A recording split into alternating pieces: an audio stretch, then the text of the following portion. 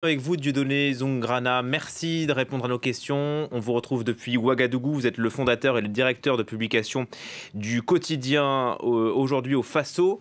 D'abord, quelle aura Thomas Sankara garde-t-il dans le pays? Est-ce qu'il reste un révolutionnaire, un meneur, un homme aussi à la réputation d'être intègre? Oui, et Thomas Sankara a été panthéonisé au Burkina Faso et même au-delà, dans toute l'Afrique et même hors de l'Afrique. Son aura reste intact ici et aujourd'hui, on a des petits Sankara qui font du sankarisme sans Sankara. Et son héritage aussi s'observe tous les jours ici. Quand vous prenez par exemple un domaine comme le climat, il y a 40 ans, il avait lancé les 3 luttes: lutte contre la divagation des animaux, lutte contre les feux de brousse et la déforestation. On voit que 40 ans avant, il était un avant-gardiste dans la lutte pour le climat. Si vous prenez aussi côté vestimentaire, aujourd'hui, pratiquement tous les Burkinabés sont en Faso d'Anfani.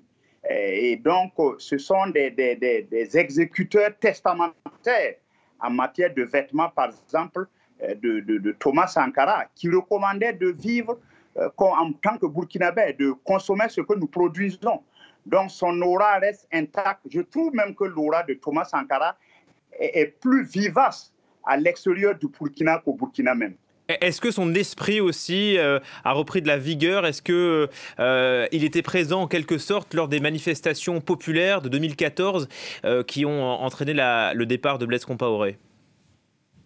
Oui, je vous disais tantôt qu'on a aujourd'hui des jeunes sankaristes qui s'ignorent. C'est vrai que ceux qui sont trentenaires aujourd'hui n'ont pas connu Sankara, parce que quelqu'un qui est né en 1987 aura 34 ans aujourd'hui, donc il faut 2 générations.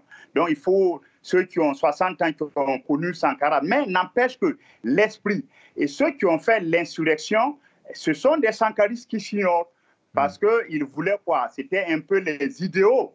Il faut vivre dignement, il faut vivre en tant que Burkinabé, et l'état frugal, le gaspillage, la malgouvernance, tous ces mots-là, Sankara luttait contre. Et ceux qui ont fait l'insurrection se sont soulevés justement contre ces pratiques-là, contre ces mœurs. Et je pense que c'est du sankarisme. Même si politiquement, je le dis, bon, les héritiers politiques au Burkina se sont crêpés le chignon, ce qui fait qu'aujourd'hui, bon, l'idéal politique de Sankara n'est pas tellement vivace parce que les héritiers n'ont pas pu préserver en tout cas les dividendes du sankarisme.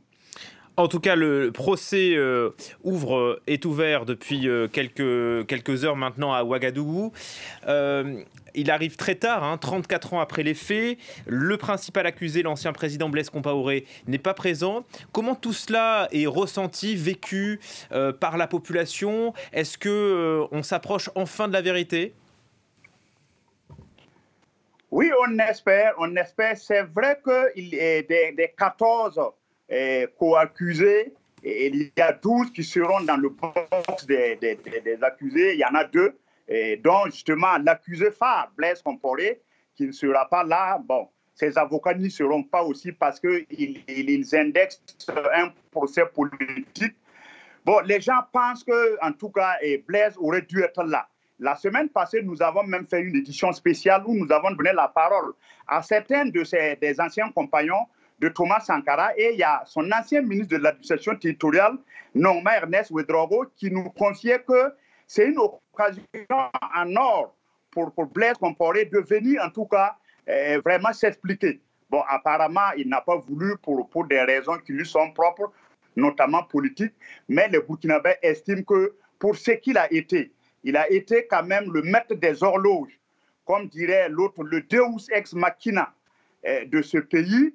Et pendant 27 ans, il aurait dû vraiment venir pour faire face à la justice de son pays. C'est un peu ce sentiment, en tout cas, qui a cours ici, mais il indexe un procès politique et il se refuse à venir. Donc, c'est un peu le constat. Mais les gens pensent que c'est un procès qui tiendra ses promesses. C'est un procès catharsis, c'est un procès historique, en tout cas qui est d'une historialité à nulle part égale. parce que ça va permettre, on l'espère, à la famille Sankara de faire le deuil et au Burkina aussi de tourner cette page sankariste-là, bon, pour enfin s'attacher à d'autres tâches. C'est vrai qu'on a tendance à se focaliser sur l'ancien président Blaise Compaoré, qui n'est donc pas présent. Pourtant, je lisais en préparant cette interview que eh bien, l'assassinat de Thomas Sankara n'aurait pas pu se faire sans l'aide étrangère. Et justement, Emmanuel Macron avait promis de déclassifier des documents secret défense pour étudier éventuellement le rôle de la France dans l'assassinat de Thomas Sankara. Quel est votre regard sur cet élément ? Oui, je crois qu'il y a eu des classifications. Le président Macron l'a promis lors de son passage ici, quand il a rencontré les étudiants le 28 novembre 2017.